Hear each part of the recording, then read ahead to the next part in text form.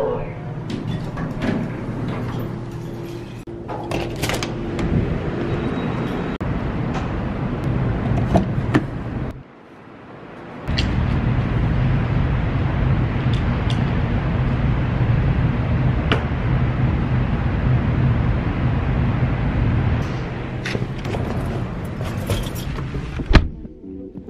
hi.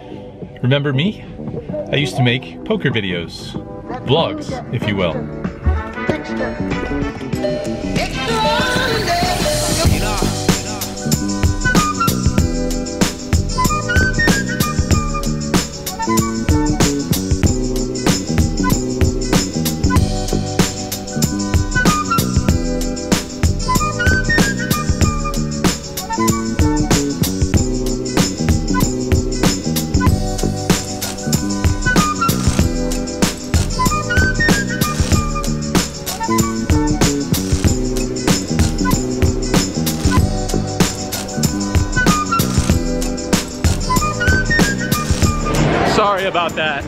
Sorry about that little break that we took there. Sometimes you need a break, you know? Sometimes you gotta take a break, even if it comes a little bit unexpected. Gotta recuperate once in a while, I guess. Back to work tonight though. Back to the Bellagio.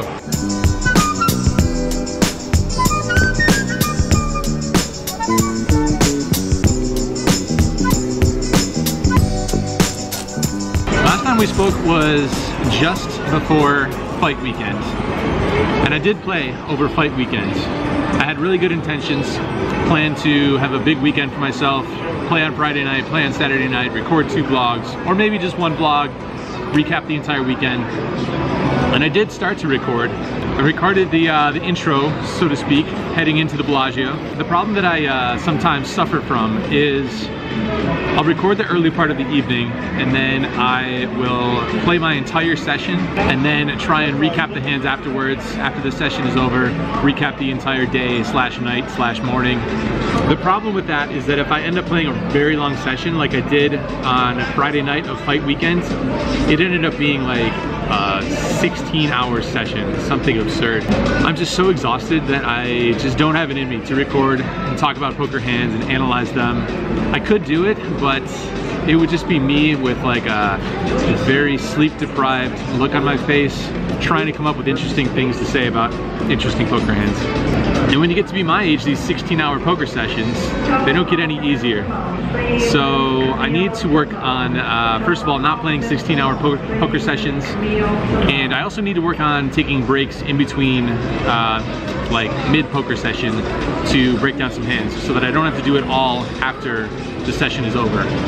And I'm still somewhat fresh, have some semblance of energy. So that's one thing that I'm going to be working on going forward. As for fight weekend itself, summary is that it was a losing weekend for me. I played an 8-hour session on Saturday and I won that night. However, I had a pretty terrible session on Friday night. Overall, I lost a little under $2,000 across both sessions. Something 1,900 something. Not too devastating. Obviously not what you have in mind when it's such a big weekend in Vegas. That being said, there was actually far less action than I expected. Friday night there was a decent amount of action. Cards did not go my way. I could have played better. I definitely take some portion of the responsibility for my loss on Friday night. Played a little better Saturday. Surprisingly, there was not that much action on Saturday on fight night. It seems like everyone was just into the fight and not really looking to play too much poker. So not a lot of games that were running. Pretty surprised there. Since then, I've just been working on some stuff behind the scenes.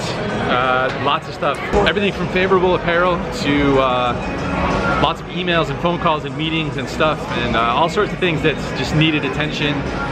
And I guess August was pretty much the best time of year to bear down on some of that stuff.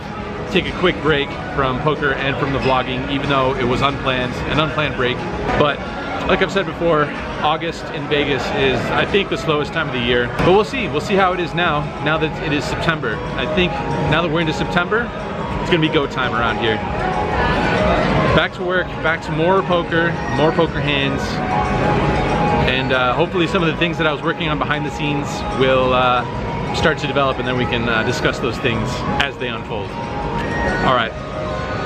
Gonna be in there, gonna be in the 510. I think there's 3 games tonight. Back to work, let's go.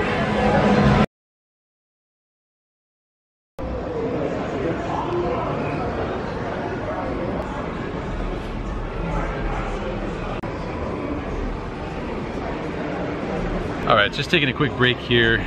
Currently 10 after 1 in the morning, prime time, Bellagio poker room hours here. Probably been playing for 3 hours, 2 hours, 2 hours, 3 hours, something in that range. Moved over to the main game, started in the must move. There's 3 games going, now in a main game. Not too much action, I've been pretty card dead. The only premium hand that I've seen so far came when the button opened for $20. I looked down at pocket queens in the small blind and make it $80. The big blind cold calls and the button folds. So heads up to a flop of Jack 10-3 with 2 spades. I put out a bet of $130 since it seems like a pretty good flop and it's pretty wet, pretty dynamic. So I think there's a lot of hands that can continue here. So size up a little bit, 130. Big blind calls, but he's only got about $450 behind. So not too much left to play for here. Turn is the ace of clubs. So it brings a second flush draw on board and not my favorite card really. Not too sure what the best line is here, but I decided to check it over to him and he puts out a bet of $200. So it's really awkward here with these stack sizes. Should probably be thinking about getting it in here, maybe, but I just decided to flat call because I don't want to give him any reason to fold out any, I don't know, any worse hands. I mean, there are a lot of drawy hands that he could have, some pairs plus draws. Who knows what he could have here in this spot. Really weird spot. Obviously we double block king queen, but losing to some ace X hands that he could for sure have in this spot. Anyway, I flat call and we see a mostly brick river, which is an offsuit 7. I check it over to him and he sticks in his last $260, I think it is. I basically made up my mind on the turn that I was never folding, so I shrug and called off at this point, and he rolls over ace 10 offsuit. So, a little unfortunate there. Not the best turn card for us. Sometimes they get there, you know? Sometimes they get there. Not too much else to say. Just grinding it out, grinding away here, and a little bit card dead. So yeah, Labor Day weekend. Happy Labor Day weekend, everybody. Back to it, back to work.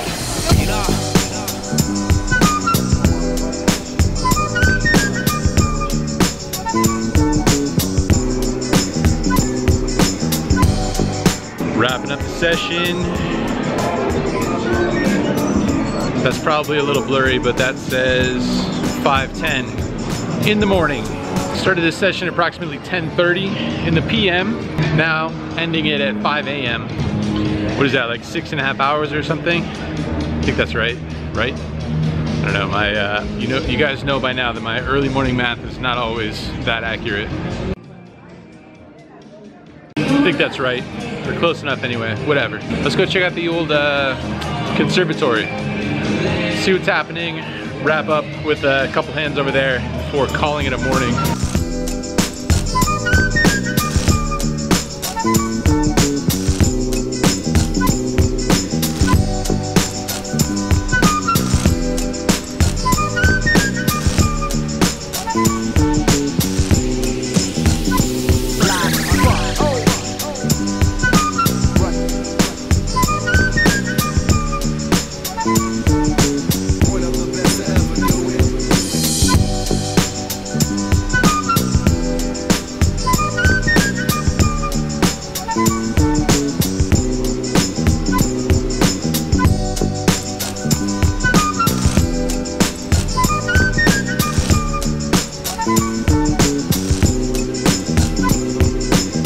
What do you guys think the chances are that I talk them into letting me fly the drone in here one day? I'll try. I'm gonna try and make that happen one day, fly the drone in the conservatory.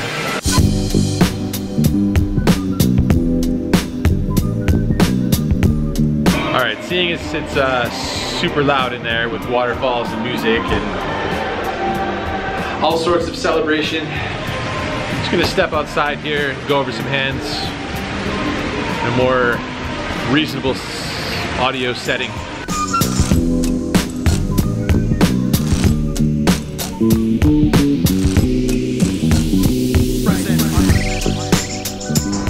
much better. It doesn't get much more peaceful than this. 5 whatever in the morning in front of the Bellagio fountain.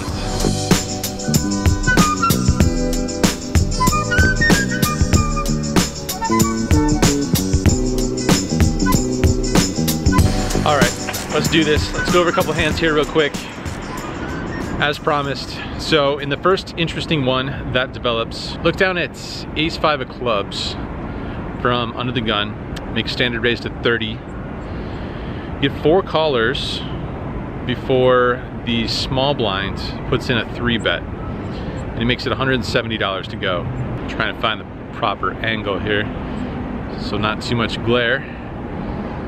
Nice Eiffel Tower scenery in the background. So small blind puts in a 3-bet to 170.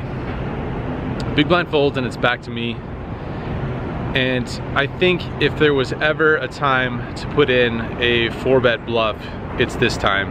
Conditions are pretty perfect here. We have an ace blocker. The small blind is a very competent player who is very capable of putting in a squeeze. We have ace-5 suited, which is one of the best hands that you can put in a 4-bet bluff with, I think. If we happen to get called, then the hand is very playable. Suited, flush ability, wheel ability, and we have an ace blocker. And I've been playing pretty snug, even though I've just been super card dead. Nobody really knows that. It probably looks like I've just been playing extremely tight, and I expect to get a lot of credit for a 4-bet, especially with my initial raise coming from under the gun.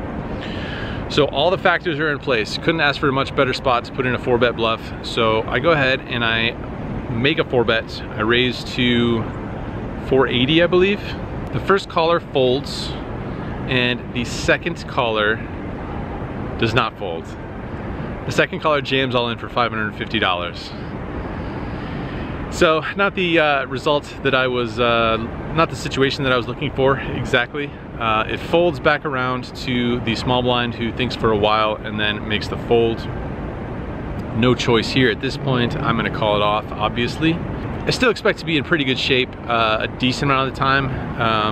I don't expect to be completely dead. I don't expect to run into pocket aces all that often. And as long as we're not up against aces, then we still stand a fair chance. So I make the call, and the board runs out 7-7-4-3-4. The under the gun +2 player says ship it full house, which is a little confusing. And then he shows us Jack-7 of clubs, which is also confusing, but not really that confusing. I've played with this player before. Not really all that shocking, I guess. But you know what? Sometimes they get there. And I will take this situation any day, anytime. Yeah, I mean, I guess it's always a little bit unexpected when they show Jack-7 of clubs all in pre-flop, but appreciate the gamble. Unfortunately, the gamble does not work out in our favor this time. Gonna lose this hand. And honestly, these sorts of situations are the absolute least tilting for me. I am more than happy to get the money in with the best hand. Obviously, we didn't have him crushed. I don't know, what is it, 60-40, something like that in this sort of a situation. But anytime I get the money in good and lose, I am not tilted about those sorts of situations. And especially if someone is happily gambling on my table and they end up winning a hand, even if they get the money in with the worst of it and come out on top, those kinds of situations don't really bother me that much. The spots where I make a mistake, a somewhat blatant mistake, which definitely happens, as you guys know, those spots tend to tilt me a little bit more, or a lot more, actually. These kinds of spots, happy to take the action anytime. All right, in this hand, the under the gun player raises it up to $40. The cutoff calls, the hijack calls, and I look down at ace-8 of clubs on the button. Happy to make the call here with a suited ace on the button. Other players fold. So 4 ways to a flop this time. This time we find a favorable flop. This one's coming down pretty favorable for us. King-8 for all clubs. I think. I might have these cards slightly wrong. In full disclosure, I did not take notes immediately after this hand, but I do know We flop the joint. So the initial raiser checks, the hijack puts out a bet, he bets $100. The cutoff calls. I'm happy to just flat here. Versus some players, I would be more than happy to put in a raise, but the hijack player in this situation is the aforementioned very capable, very good player. Versus that type of player, I prefer to call a lot more frequently, more than raise. So that's what I do. I just flat call here on the button. Turn brings the fourth club, unfortunately. Turn is the 3 of clubs. But the good news is that the hijack continues betting. This time he bets $200. The cutoff folds, and same game plan, same plan as before. I'm just gonna flat call here. Don't want to announce my hand too strongly. Just gonna flat. River is an offsuit queen. Happy that the board did not pair. Happy to still have the nuts here. And also happy that, once again, the hijack puts in another bet. This time he bets $350. Obviously looking to put in a raise here, and I don't think it's gonna be very easy to get action with any sizing. I think with a large bet, just gonna end up blowing him out of the water. The small bets, it's gonna look very value-y. It's very hard for me to put in a raise here with any card other than the ace of clubs in my hand. So I'm just gonna try and go for small value and just hope to get a crying call. I raised it up to $750. Pretty obvious what I have in my hands here, especially with my opponent being a very smart, very thinking player. He kind of gives it the sigh, thinks for a little bit, but I don't think he's really thinking about too much other than he wishes he hadn't run into it here. Eventually lets it go. So happy to pull down a decent pot here with a suited ace high in clubs hand. This one works out better for us than the ace 5 of clubs did. And of course, happy to get bet into on all 3 streets.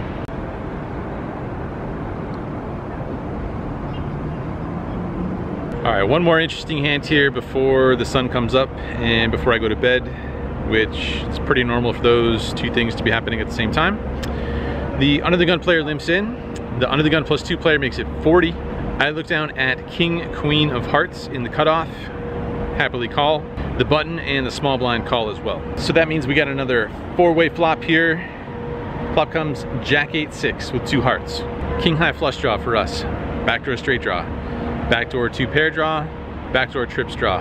Action checks to me, and I think I want to put in a bet here, seeing as I have king high and good equity. So I bet $80. The button and the small blind call, and the initial raiser fold. So 3 ways to a turn card, which comes in offsuit 7. Action checks to me, and I don't think it's the ideal card here. I do think that I should probably be continuing to barrel here, and I don't think I need to bet too big because I don't want to get raised off of my hand. And in that same regard, I think there's merit to checking it as well, because it would suck to face a big raise and be drawing to just a king high flush. So I think betting is slightly better here, but sort of, I don't know, I just decided to check it over to the button to see what happens. And good news is that the button checks back. So we're getting to see a free river card here. And river's a good one. River is the 10 of hearts. King high flush comes in, and also seemingly good news is that the small blind puts out a bet, and pretty decent sized bet. That's $330. It's actually over half of his stack. I'm not sure exactly how much he has left, but I want to say something around the neighborhood of 250. I do expect to get called a decent amount of the time if I put him in for his last 250, but I wonder if it's better to just flat and hope that the button comes along as well, perhaps with a straight, since there are 4 to a straight out there now. Not exactly sure, but I do know that it's best to not just snap call. So I kind of Hollywood for a while, act as if I'm thinking it over, maybe with a straight. I decided on the flat call, try and induce the button to make the call as well, but unfortunately he folds, and the small blind shows us 2 pair. That's not going to win this hand. The king high flush is going to win this hand. So we're going to wrap up the session on a high note here. So we actually got into the game for $2,700, just being super card dead, and then a couple of really silly hands that went down. But we managed to recover, stayed patient, all that usual grinded out type stuff. In for 2,700, out for I think 38.20, sounds right. So profit of 11.20 according to my math. Also, One small announcement, my lovely fiance Boosie and I decided to start a podcast. Really, it's basically just an excuse for the two of us to talk to each other for 30 minutes out of our very busy days. But if you happen to like podcasts, I'm gonna put a link down below. You can find our podcast down below. Check it out, give us some feedback. Tell us what you wanna hear more of, less of, maybe none of, maybe you wanna hear none of us. I think there's either 3 or 4 episodes up by the time you guys are watching this. Have a listen, tell us what you guys think. All right, I'm gonna get a time lapse of what's going on right back here, and then it's off to bed. That's it. That's a poker vlog.